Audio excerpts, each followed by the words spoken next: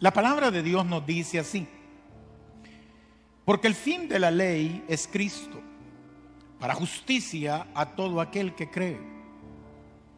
Porque por la justicia que es por la ley de Moisés se escribe así: el hombre que haga estas cosas vivirá por ellos. Pero la justicia que es por la fe dice así: no digas en tu corazón quién subirá al cielo, esto es para traer abajo a Cristo, o quién descenderá al abismo, esto es para subir a Cristo entre los muertos. Mas ¿qué dice? Cerca de ti está la palabra, en tu boca y en tu corazón.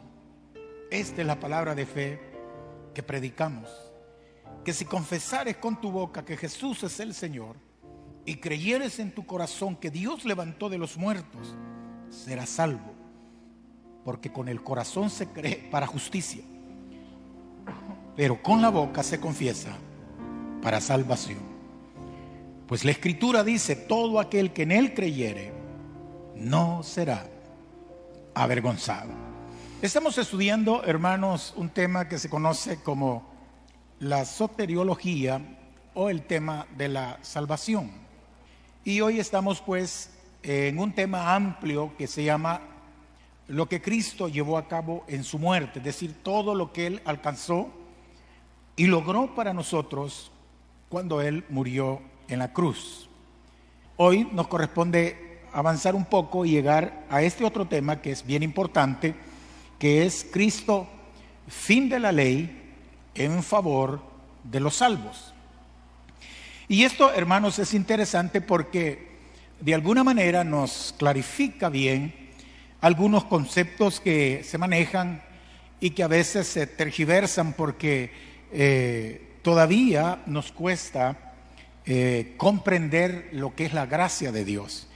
Porque realmente nuestra mente legalista no logra de alguna manera asimilar la bondad y la misericordia de Dios, que nos amó, no solo hoy que lo recibimos o que estamos con Él, sino que nos amó desde antes de la fundación del mundo. Dios ya había, decidido bendecirnos de manera extraordinaria, a pesar pues de que nosotros todavía no habíamos nacido. Entonces la bondad de Dios es tan infinita que nos cuesta poder tasarla o entenderla de una manera completa. Así que en cuanto a Cristo, fin de la ley, pudiéramos mencionar en primer lugar, hermanos, que en virtud de la muerte de nuestro Salvador a favor de los que creen, el sistema legal, que se conoce como el sistema de méritos, ha llegado a su fin, es decir, ha caducado, ha terminado. Básicamente eso es, que el sistema legal que existía ha terminado. Y para, poder como ir comprendiendo, tenemos que decir que la ley existe, así, básicamente de dos formas completamente diferentes. Si usted estudia la Biblia, va a encontrar pues mucha terminología de ley, y aún en el diario saber pues uno puede entender que hay varias leyes. Por ejemplo, está la ley de gravedad, por decir algo, ¿verdad? Está la ley X, la ley Z, la ley en matemáticas, hay un montón de leyes, etcétera. En la física también. Pero en conceptos puramente bíblicos o religiosos, existen pues así, a manera básica y general, estos dos conceptos diferentes. El primero, que se conoce como la ley de Moisés, que realmente esta ley de Moisés, y la ley pues que se conoce como la ley inherente o de la naturaleza, o en una palabra más simple, la ley natural, por hacerla simple. Entonces está la ley de Moisés y la ley natural o inherente de la naturaleza. En este sentido, la ley de Moisés sería la norma de conducta que Dios prescribió a Israel en el monte Sinaí, y que esa ley que Dios prescribió allí, básicamente medido así en términos de años, duró aproximadamente unos 1500 años, desde que Moisés la dictaminó por mandato de Dios, hasta que esta ley llega a su fin y caduca. Y la otra que conocemos nosotros como la ley de la naturaleza o la ley natural, es una ley que ha existido y que existió desde Adán, digamos, hasta la fecha. Y eso significa, hermanos, que el ser humano, por naturaleza, él tiene cierto código, cierta ley que le rige. Unos le llaman moral, otros le llaman ética, pero hay cierta ley.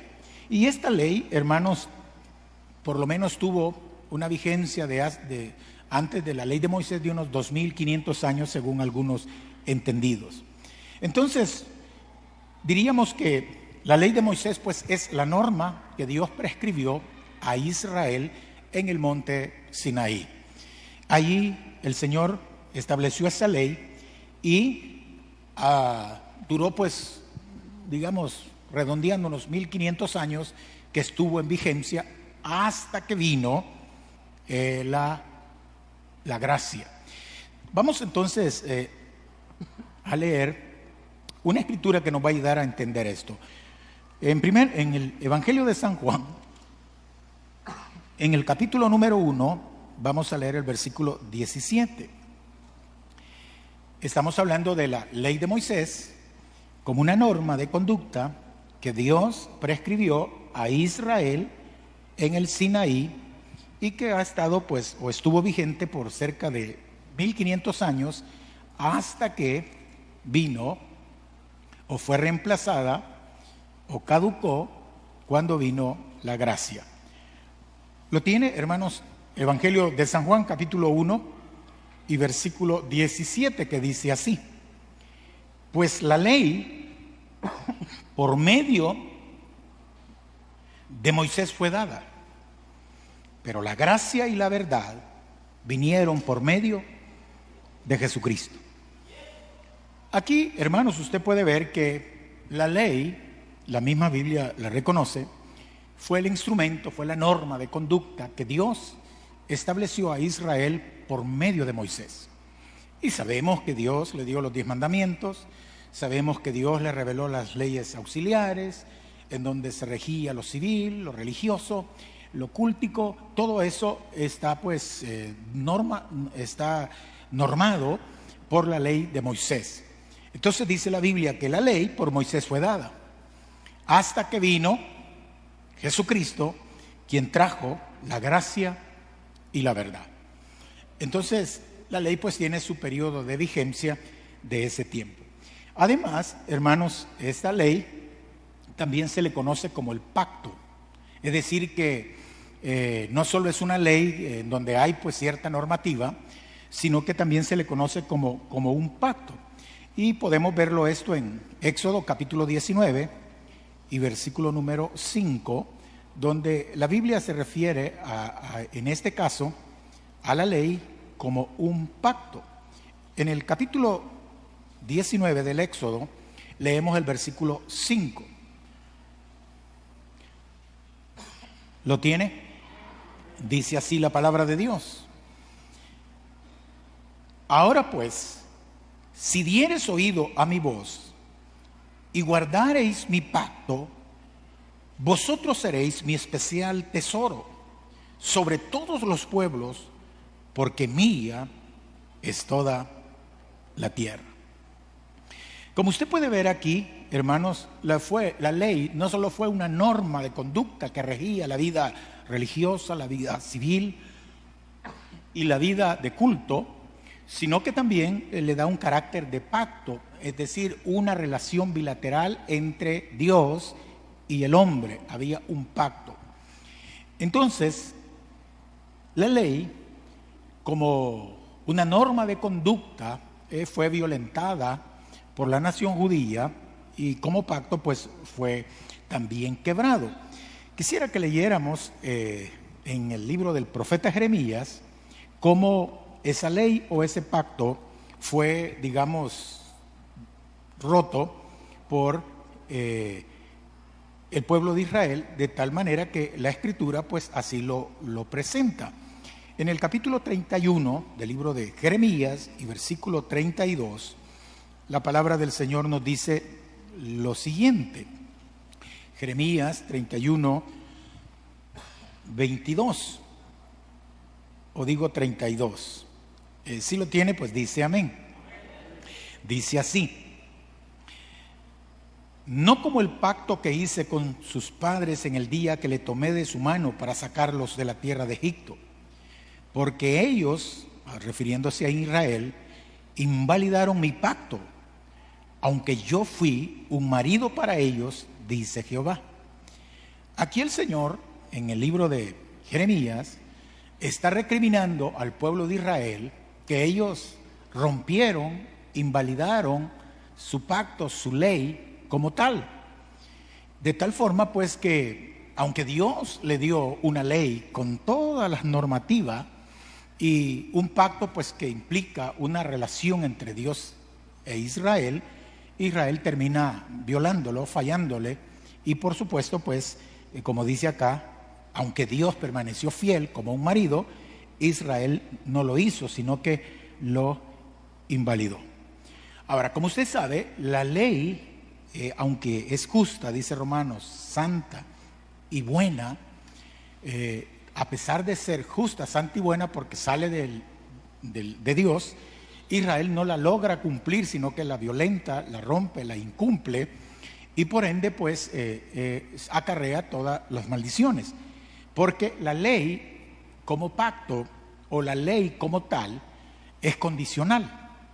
Tanto así que si usted lee conmigo en Éxodo, o digo en Deuteronomio, capítulo número 28, usted se va a dar cuenta que es una ley pues, que le digo, condicional. Sería el 30, Deuteronomio 30, versículo 8.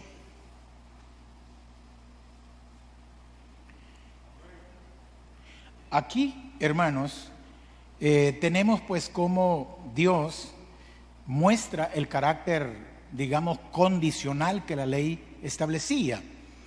Y dice así: y tú volverás y oirás la voz de Jehová y pondrás por obras todos sus mandamientos que yo te ordeno hoy. Aquí, hermanos, se ve como la condición que Dios establece para que Israel pueda guardar, pues, como mandato, digamos, lo que Dios le establecía. Te ordeno que cumplas los mandamientos que yo te prescribo. Ahora, como usted puede ver, pues, la ley estaba condicionada a que si los israelitas la obedecían, Dios los iba a bendecir. Pero si los israelitas la desobedecían, Dios los iba a maldecir. Y por eso, en el capítulo 28 del Deuteronomio, como ya algunos lo han visto, usted puede encontrar que Dios dice así, versículo 1: acontecerá que si oyeres atentamente la voz de Jehová tu Dios para guardar y poner por obra todos sus mandamientos que yo te prescribo hoy, también Jehová tu Dios te exaltará sobre todas las naciones de la tierra, y vendrán sobre ti todas estas bendiciones y te alcanzarán si oyereis la voz de Jehová. Aquí usted puede ver cómo Dios le dice a Israel: si tú haces lo que yo te digo, lo que yo te ordeno, lo que yo te prescribo, lo que yo te mando, sucederá que te van a alcanzar, se van a hacer una realidad en ti todas estas bendiciones. Y comienza el versículo ahí 3, que dice: bendito serás en tu ciudad, bendito en el campo, bendito el fruto de tu vientre, de tu tierra, de tus bestias, la cría de tus vacas y los rebaños de tus ovejas. Bendita será tu canasta y tu arteza de amasar. Bendito serás en tu entrar y bendito en tu salir. Jehová derrotará a tus enemigos que se levanten contra ti. Por un camino saldrán contra ti, por 7 huirán delante de ti. Jehová enviará su bendición sobre tus graneros y sobre aquellos en que pusieres tu mano. Te bendecirá en la tierra que Jehová tu Dios te da. Te confirmará Jehová por pueblo santo suyo, como lo ha jurado, cuando guardares los mandamientos de Jehová tu Dios y anduvieres en sus caminos. Verán todos los pueblos de la tierra que el nombre de Jehová es invocado sobre ti, temerán. Y te hará Jehová sobreabundar en bienes, en frutos de tu vientre, y en el fruto de tu bestia, y en el fruto de tu tierra, en el país que Jehová juró a tus padres que te había de dar. Te abrirá Jehová su buen tesoro, el cielo, para enviar la lluvia a tu tierra a su tiempo, para bendecir todas las obras de tus manos. Prestarás a muchas naciones y tú no pedirás prestado. Te pondrá Jehová por cabeza y no por cola. Estarás encima solamente y no estarás debajo. Si obedecieres los mandamientos de Jehová tu Dios, que yo te ordeno hoy, para que los guardes y los cumplas, y no te apartares de todas las palabras que yo te mando hoy, ni a diestra ni a siniestra, para ir tras dioses ajenos y servir. Aquí usted ve las bendiciones que Dios se compromete darle a Israel si este pueblo cumplía sus mandatos, sus ordenanzas. Y del versículo 15 están las maldiciones que le vendrían si él no oyere. Verso 15 dice: pero acontecerá que si no oyeres la voz de Jehová tu Dios, para procurar cumplir todos sus mandamientos y sus estatutos que yo te intimo hoy, vendrán sobre ti todas estas maldiciones, y oiga esto, te alcanzarán. Y usted comienza: maldito serás en la ciudad, maldito en el campo, maldita tu canasta. Y es una maldición de Dios. Y usted puede leerla. Dios dice: te bendigo si cumples, o te maldigo si no cumples. Entonces, como usted puede ver, esa ley tremenda Dios se la dio a Israel para que vivieran como a Él le agrada. Y era una ley condicional, es decir, estaba condicionada a bendecirlos si cumplían, condicionada a maldecirlos si no cumplían. Claro está, esa ley pues se violó. Israel demostró a lo largo de su historia, sobre todo desde el Sinaí hasta la venida de Cristo, cuán lejos estaban de poderla cumplir. Y de allí pues que Israel pues fue severamente castigado, severamente maltratado, reducido en algunos casos casi a la nada, de tal forma pues que la ley pues no se cumplió, y no se cumplió por parte de Israel, pero sí se cumplió de parte de Dios, que les trajo todas las maldiciones. Entonces la ley era condicional. Ahora, en un aspecto teológico, en un aspecto ya salvífico, la ley, hermanos, tenía un propósito. La ley fue como una forma, como un camino cercado que iba a conducir a la nación de Israel hacia Cristo. Por eso es que cuando leemos en Gálatas capítulo 13, vamos a encontrar dentro de algunas, bendiciones, o de algunos, algunos objetivos que la ley tenía, era de que la ley iba a servir como una guía, como un camino bien cercado para llevarnos a Cristo. Y vamos a leer pues del capítulo 3, el versículo 19 en adelante. De manera que si lo tiene me dice amén. Dice así: entonces, ¿para qué sirve la ley? Es una pregunta que el apóstol Pablo hace para poder declarar algunos propósitos benignos que la ley tenía. Lo primero que dice el apóstol Pablo, que la ley es una añadidura. Dice acá: fue añadida a causa de las transgresiones, hasta que viniese la simiente a quien fue hecha la promesa. Y la ley, dice, fue ordenada por medio de ángeles en manos de un mediador. Y el mediador no es de uno solo, aunque Dios es uno. Aquí Pablo da por lo menos propósitos que la ley tenía. El primer propósito, como ya vimos en el Deuteronomio 28, era bendecir si la cumplían, maldecir si no la cumplían. Pero ahora San Pablo está añadiendo que la ley, dice, fue añadida por las transgresiones hasta que viniera la simiente a quien se le hizo la promesa. Que esta ley fue ordenada por medio de ángeles en manos de un mediador, y aunque el mediador no es de uno solo, Dios sigue siendo uno. Versículo 21. ¿La ley es contra las promesas de Dios? Él dice que no, en ninguna manera. Y dice, si la ley dada, o sea, la ley pudiera vivificar, la justicia fuera verdaderamente por la ley. Lo que ocurrió, dice el versículo 22, que la Escritura lo encerró todo bajo pecado, para que toda la promesa que es por la fe en Jesucristo fuese dada a los creyentes. Pero antes que viniese la fe, estábamos confinados bajo la ley, encerrados para aquella fe que iba a ser revelada. De manera que la ley ha sido nuestro ayo. Ayo es maestro, alguien que nos guía, alguien que pasa a un niño chiquito una calle peligrosa, es decir, alguien que agarra y conduce. Entonces dice acá, de manera que la ley ha sido nuestro ayo. La ley ha sido como un adulto que nos iba a llevar ¿a dónde? Ahí dice, a Cristo, que nos iba a llevarnos a Cristo, a fin de que fuéramos justificados por la fe.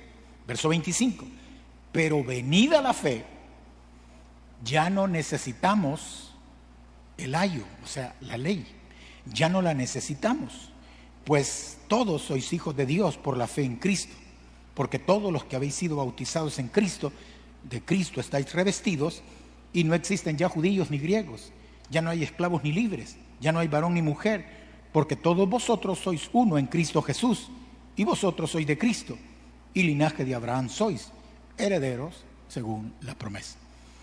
Entonces vea acá que la ley es condicional, está sujeta a la obediencia, a la observancia, y si alguien la cumple, entonces la ocurre.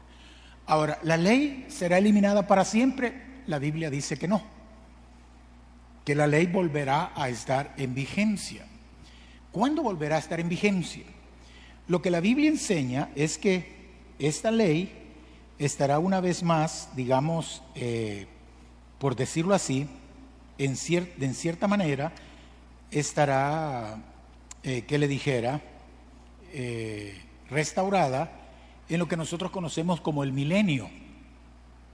Es decir, la época en que el Señor Jesús estará gobernando, digamos, el mundo, y lo estará gobernando junto a la iglesia y junto a Israel como súbditos, el mundo entero. Es decir, el milenio es pues una doctrina básica que la hemos visto, que sería un periodo de 1000 años en el cual Cristo con su iglesia reinará sobre los judíos y sobre el mundo entero desde la capital Jerusalén. Entonces, lo que la Biblia dice es que, y allí pues volvemos a leer Deuteronomios 30, que es un capítulo que habla de la restauración que Israel tendrá, y el versículo 8, que para poder concatenarlo ahí, cuando dice, y tú volverás y oirás la voz de Jehová y pondrás por obra todos sus mandamientos que yo te ordeno hoy. Si usted se fija, ahora el Señor le está diciendo a Israel que cuando llegue ese momento, lo que va a ocurrir es que ellos volverán y que entonces oirán la voz de Dios, y entonces dice, pondrán por obra todos sus mandamientos que Él le ha ordenado hoy. Durante los 1500 años de la vigencia de la ley, Israel no pudo cumplir la ley. Siempre falló y siempre ha fallado. Pero aquí el Señor en la restauración de Israel le dice que llegará un momento en que ellos volverán, oirán la voz de Dios y pondrán por obra todos sus mandamientos que Él ya ordenó. Nosotros sabemos que cuando eso ocurra, será pues en el tiempo del milenio. ¿Por qué? Si nos vamos a Jeremías capítulo 31, nos va a ayudar a entender por qué. En el capítulo 31 del libro de Jeremías nos da como una pista de por qué ahora entonces Israel podrá poner por obras los mandamientos de Dios. ¿Lo tiene? Dice el versículo 33. Pero este es el pacto que haré con la casa de Israel después de aquellos días, dice Jehová. Daré mi ley, oiga esto, en su mente y la escribiré en su corazón. Y yo seré a ellos por Dios y ellos me serán por pueblo. ¿Cuál es la diferencia de esta realidad con la anterior? Si la anterior estaba condicionada a la obediencia, lo cual no cumplieron, ¿por qué ahora el Deuteronomio capítulo 30 y verso 8 dice que van a cumplir los mandamientos? ¿Y cómo es que lo van a cumplir si no pudieron antes? Porque la primera ley la dieron ¿dónde? En 2 tablas de piedra, escritas por el dedo de Dios, lo que nosotros conocemos como los 10 mandamientos. Eso se lo dio Dios a Moisés, pero fueron escritas ¿dónde? En tablas de piedra. ¿Cuál es la diferencia con lo que ahora Jeremías 31, 33 dice? Que hoy Dios va a dar su misma ley, pero no la va a escribir en tablas de piedra. ¿Dónde la va a escribir? Dice que la va a escribir en la mente, es decir, internamente. ¿Y dónde más? En el corazón. Y entonces dice, yo seré a ellos por Dios y ellos serán mi pueblo. Y si usted sigue leyendo, pues ni siquiera vamos a tener de instrucción, porque como dice el verso 34, todos me conocerán, desde el más pequeño de ellos hasta el más grande, dice Jehová, porque perdonaré la maldad de ellos y no me acordaré más de su pecado. Entonces tenemos que la ley que vivió vigente durante 1500 años caduca, como dice Romanos o como dice Juan 1, 17, cuando Cristo vino con la gracia y la verdad. Dijimos que la ley es condicional, está sujeta a la obediencia. Si alguien la cumple, Dios lo bendice, pero si no la cumple, Dios lo maldice. Y sabemos que el juicio por esto ha venido, y Israel es testigo de cómo Dios los ha, digamos, enjuiciado por haber violentado, como dice Jeremías, pues 31, 32, violentaron su pacto. Y entonces, pero les dice que vendrá un tiempo en que Israel guardará sus pactos, sus mandamientos, Deuteronomio 38. Y entonces Jeremías dice que lo va a hacer porque Dios va a hacer un cambio. Ya no va a escribir la ley en tablas de piedra, sino que la va a escribir en la mente y el corazón de los judíos. ¿Y cuándo va a hacer eso? Entonces nosotros sabemos que va a ser en lo que se conoce como el milenio.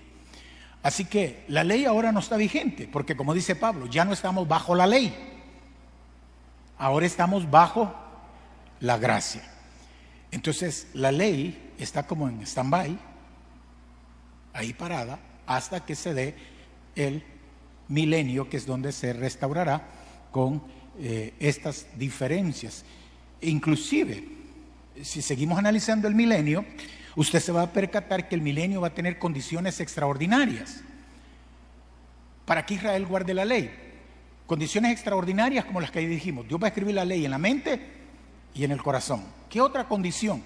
Cristo va a estar gobernando el milenio. ¿Qué otra condición? Satanás va a estar atado y encerrado en el abismo.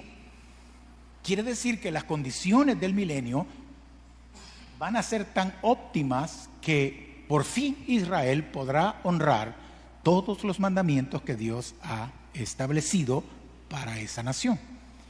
Bien, con eso pues, digamos, así a vuelo de pájaro, tenemos una idea de lo que es la ley. Dijimos que la ley existe en 2 maneras. Una, de manera expresada, la ley de Moisés, a través de normas de conducta que Dios exigió a la nación judía. Y lo hizo como un pacto de mandamientos y de ordenanzas que él estableció para regir la conducta del pueblo de Israel. La otra ley dijimos que era la ley inherente a la naturaleza, o la ley, digámoslo, natural. Para dar una definición corta de la ley natural, podríamos decir que la ley natural, estrictamente hablando, es el derecho que el Creador tiene sobre la criatura. Eso significa que quien nos creó a imagen y semejanza de Él, quiere que vivamos como Él quiere. Amén. Es decir, porque usted no va a crear algo para que sea su enemigo. Dios creó al hombre a su imagen y semejanza para que viviera de acuerdo a su voluntad. Esa es la ley natural de Dios. Pero ¿qué ocurre?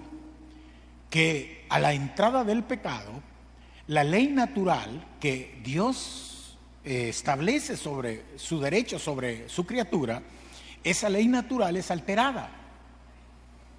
Alterada de tal forma que el hombre se ha convertido en un individuo libre, es decir, en alguien que no quiere que Dios se meta con él.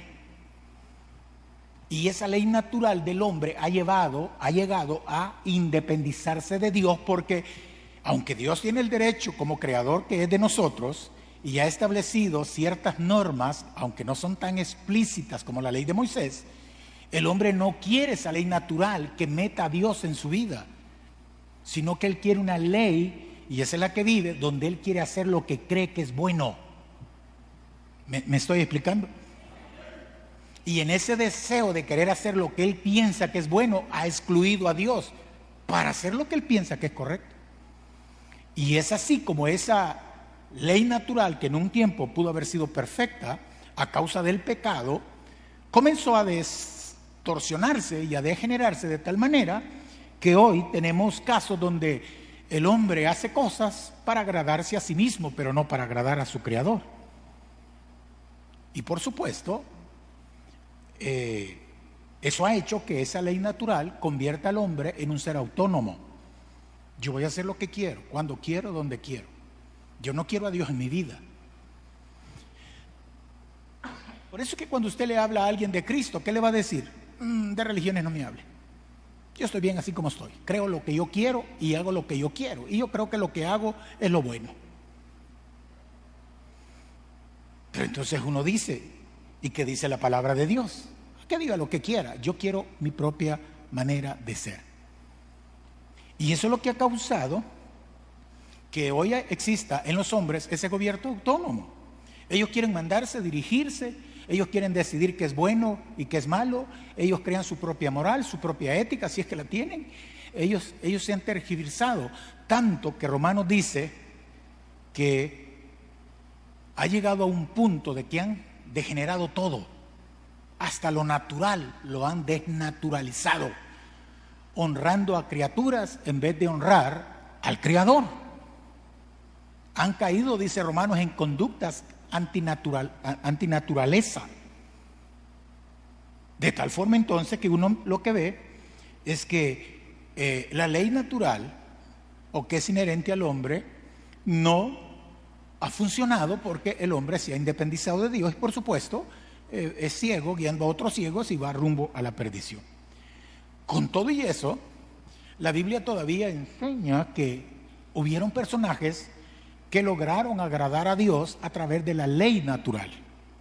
Vamos a leer en Génesis una escritura que nos va a ayudar a ver esto. Génesis capítulo 26. Cómo hubieron hombres que lograron hacer cosas agradables a Dios. ¿Lo tiene? Dice el capítulo 26, el versículo 5.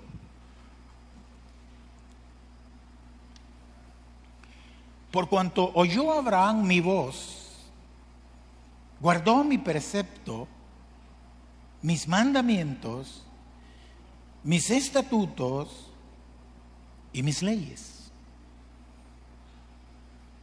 Aquí, hermanos, tenemos un testimonio que Dios confirma que hubo un hombre que, aunque no tenía una ley expresada en ordenanzas como lo dio Moisés, este hombre llamado Abraham había llegado a un punto que a través de la ley natural o inherente había logrado vivir una vida agradable a Dios.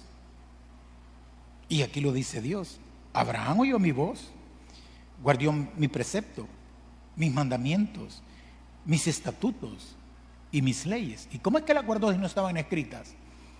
¿Y cómo es que las honró si no estaban establecidas en ningún canon? Porque aquí estamos hablando en el tiempo donde no existía la ley. Pero sí existía esa ley natural.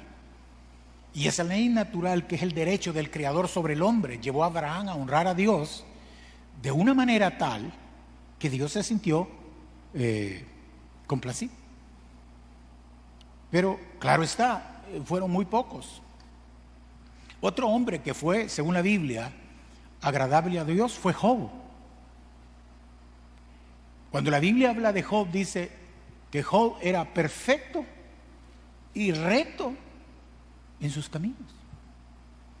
Entonces, ¿cómo es que estos hombres lograron, a través de una vida muy ecuánime, muy centrada, lograron agradar a Dios si no había una ley escrita, si no había un decálogo, si no había una liturgia, si no había?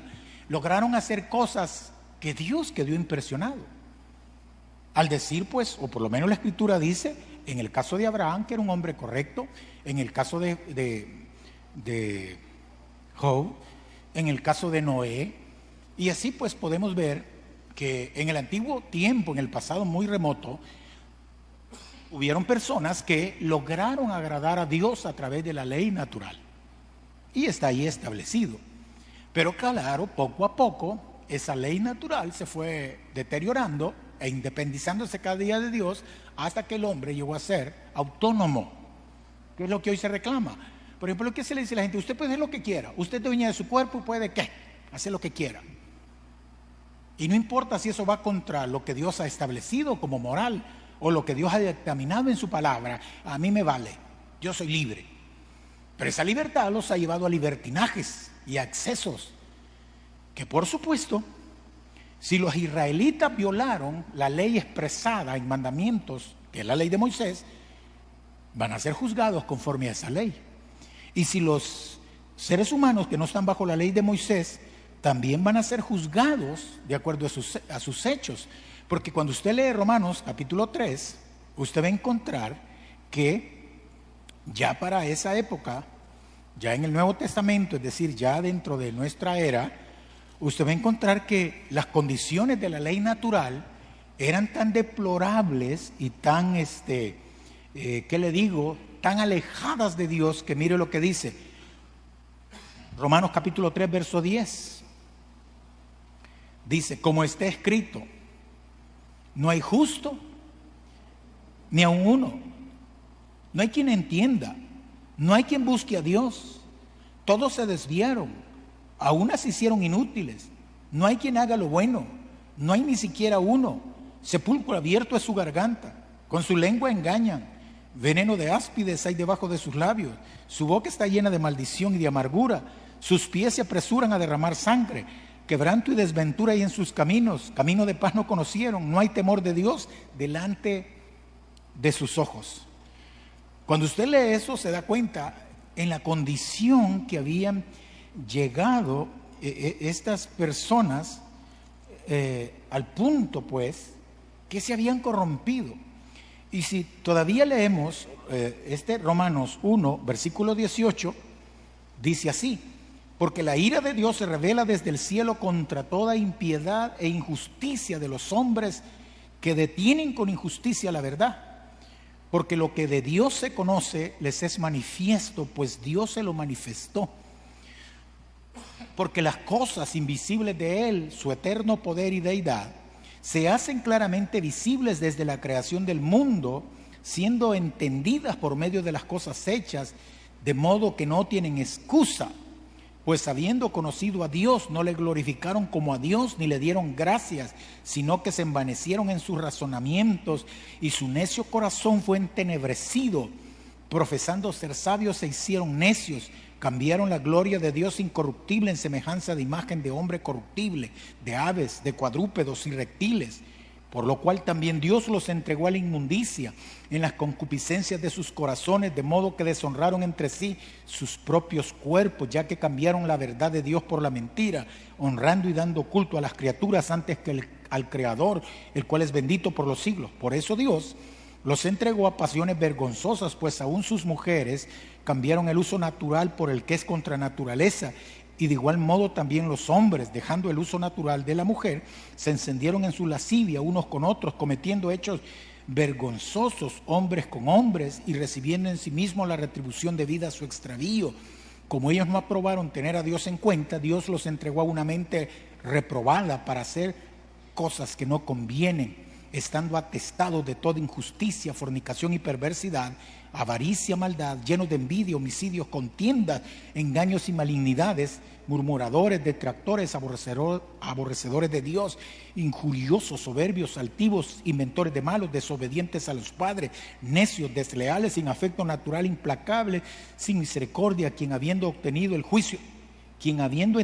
el juicio de Dios, que los que practican tales cosas son dignos de muerte, no solo las hacen, sino que también se divierten y las practican. O sea, aquí tenemos a los dos grupos. Unos con ley no lograron nada, y los otros sin ley se pervirtieron igual. Entonces cada uno va a pagar. Los que violaron el pacto de Dios pagarán. Los hombres que aunque Dios se reveló a ellos y les dio de alguna cosa una normativa normal, dice que una normativa para su conducta, ellos deshonraron todo eso. Entonces al final, hermanos, usted ve, ¿cuál es lo que hay en común entre la ley de Moisés, o digamos la ley común o natural, y la ley de Moisés? Que ambos principios son por obras. Si los que practicaban la ley natural iban a ser bendecidos, si se adaptaban a lo que Dios les había manifestado en la naturaleza. Los otros iban a ser bendecidos si obedecían lo que Dios les había establecido en su palabra. Pero todo era mérito, todo era, si lo haces, si agradas a Dios, si obedeces a Dios y agradas a Dios, serás bendecido. Si no obedeces a Dios, si no agradas a Dios, serás enjuiciado o castigado. Eso es lo principio. Totalmente diferente a lo que hoy nosotros conocemos que es pues la gracia de Dios.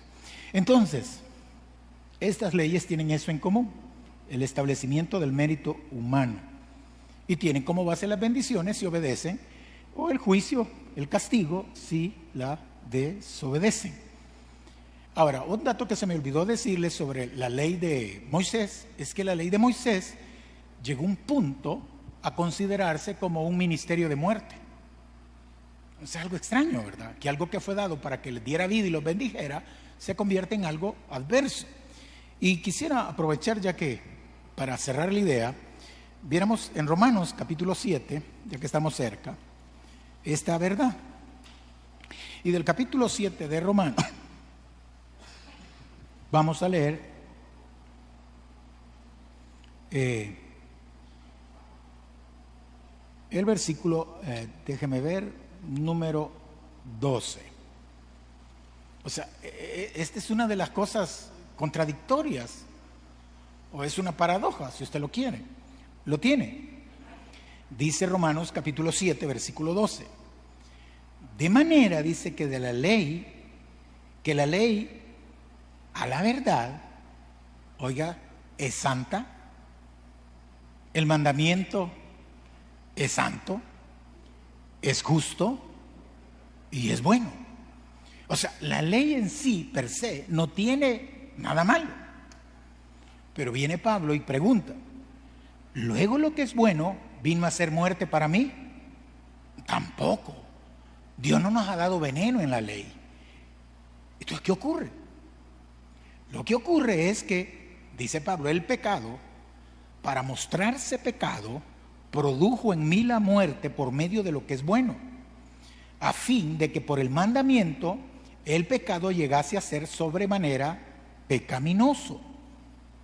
Porque sabemos, dice él, está explicando, que la ley es espiritual, pero yo soy carnal y esclavo del pecado.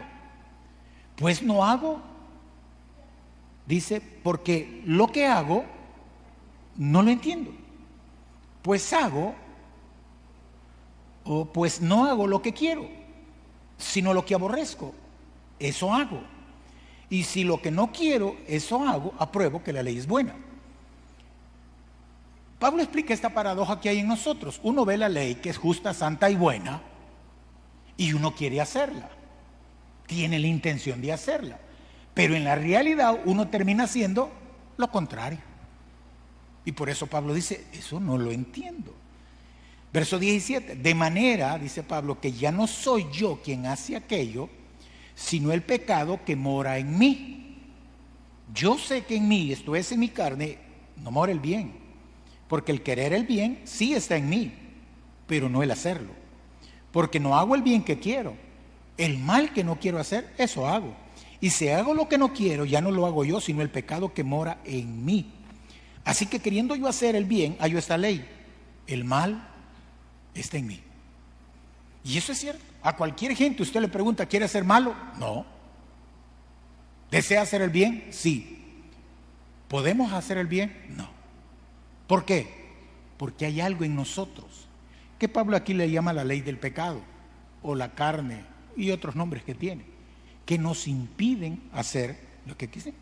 Y él sigue explicando, porque según el hombre interior me deleito en la ley de Dios, pero veo otra ley en mis miembros que se rebela contra la ley de mi mente y me lleva cautivo a la ley del pecado que está en mis miembros.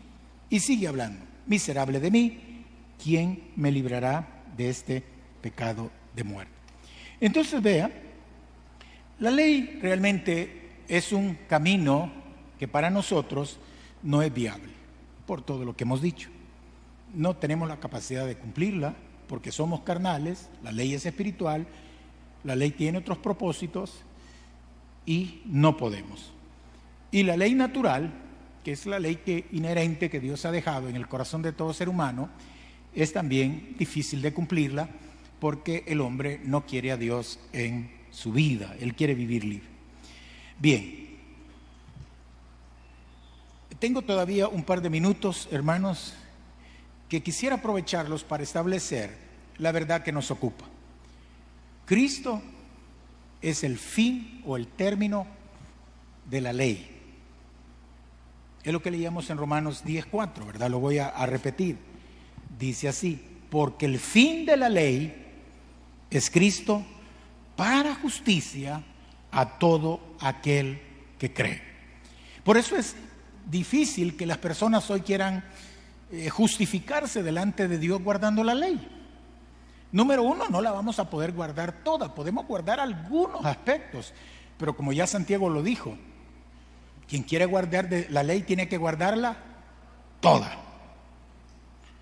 Si él no adultera pero asesina, ¿de qué mal salió?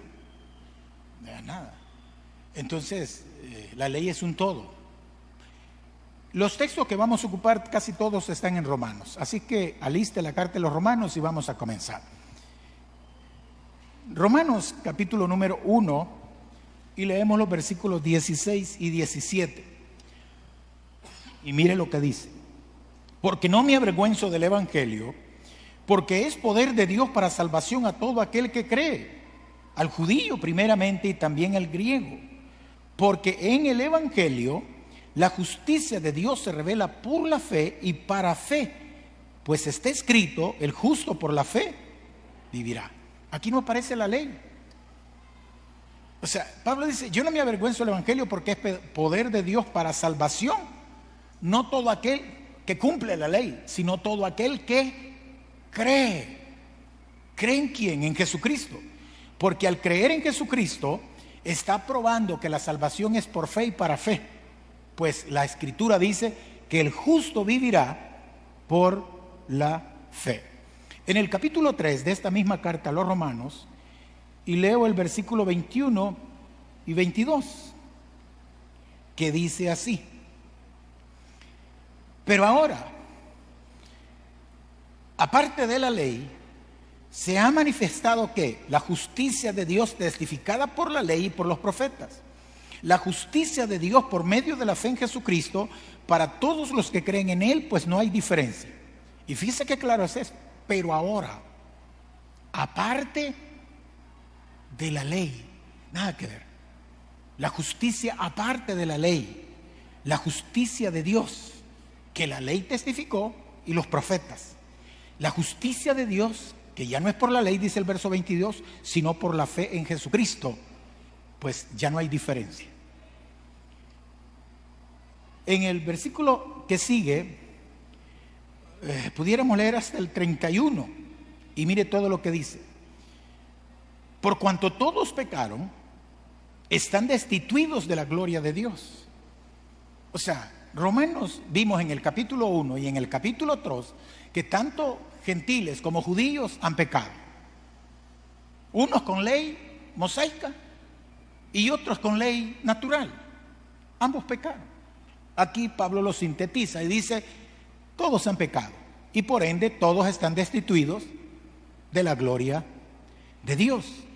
¿Cuál es la manera de ser justificado ahora? Dice el 24, siendo justificados, oiga esto, gratuitamente por su gracia mediante la redención que es en Cristo Jesús, a quien Dios puso como propiciación por medio de la fe en la sangre para manifestar su justicia a causa de haber pasado por alto en su paciencia los pecados pasados, con la mira de manifestar en el tiempo su justicia, a fin de que Él sea el justo y el que justifica al que es de la fe en Jesús.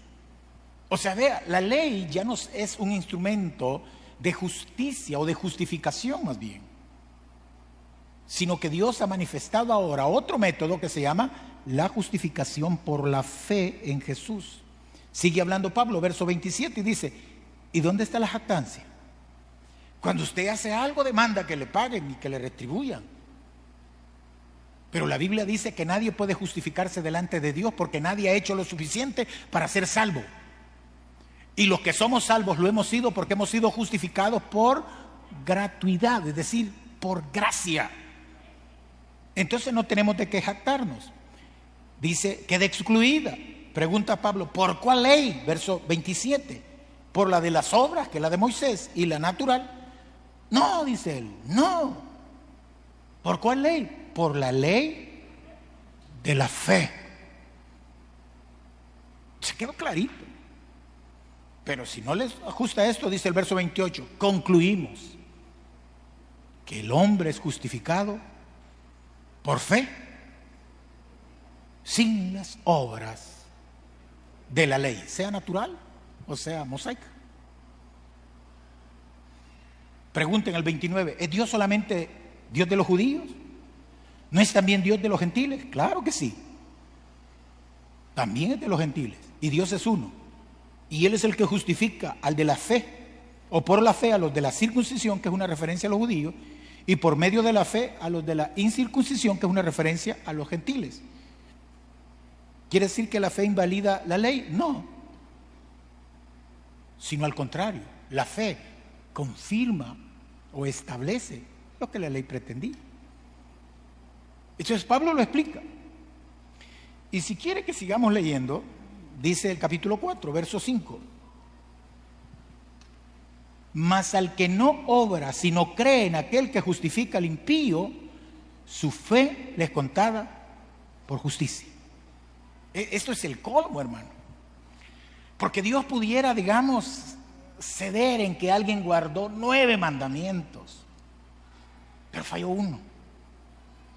Uno diría, peor es nada, ¿verdad? Pero Dios no quiere nada de ni un 1% ni un Dios. Dios quiere el 100. Y si no del 100, no sirve.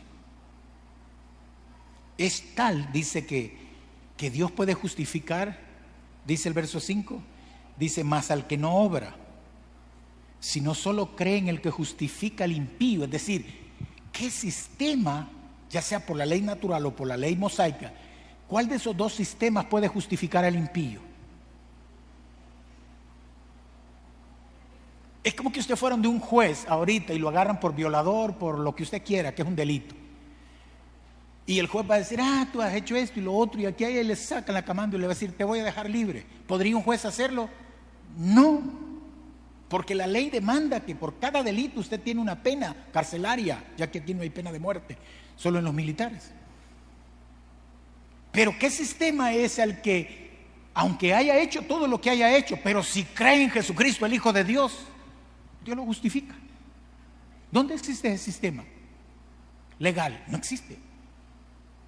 Porque eso es por fe, es por gracia. que es el sistema que hoy Dios está ofreciendo a todo aquel que cree en Jesús. Sus muchos pecados le serán perdonados. Entonces dice que Él es el que justifica a su impío porque su fe le es contada por justicia. Leo un versículo más. Gálatas capítulo 3. Nos vamos a ir, todo Romanos es un tratado de defensa. Pero en Gálatas, en el capítulo 3 de esta carta a los hermanos de Galacia, Pablo les dice en el versículo 8 lo siguiente. Dice: la Escritura, previendo que Dios iba a justificar por la fe a los gentiles, dio de antemano la buena nueva a Abraham, diciendo: en ti serán benditas todas las naciones. De modo que los de la fe son bendecidos con el creyente Abraham. Porque todos los que dependen de las obras de la ley, oiga esto, están bajo maldición. Pues está escrito: maldito todo aquel que no permaneciera en todas las cosas escritas en el libro de la ley para hacerlas. Y que por la ley, o sea, aquí está hablando de la ley mosaica, ninguno se justifica para con Dios. Es evidente, porque el justo por la fe vivirá. Verso 12. Y la ley no es de fe, sino que dice: el que hiciera estas cosas vivirá por ello. Dos sistemas diferentes. Entonces termino el tema. Cristo es el fin de la ley a favor de los salvos. ¿Comprendió? Así que cuando usted quiera justificarse por lo bueno que es, está frito, o por lo que da, o por lo que piensa hacer. Pero si usted quiere justificarse por la fe en Jesús, es decir, creyendo en Jesús, es lo mejor que nos pudo haber sucedido. Porque el que cree en el Hijo tiene la vida. Amén. Oremos entonces, hermanos. Padre que estás en los cielos, gracias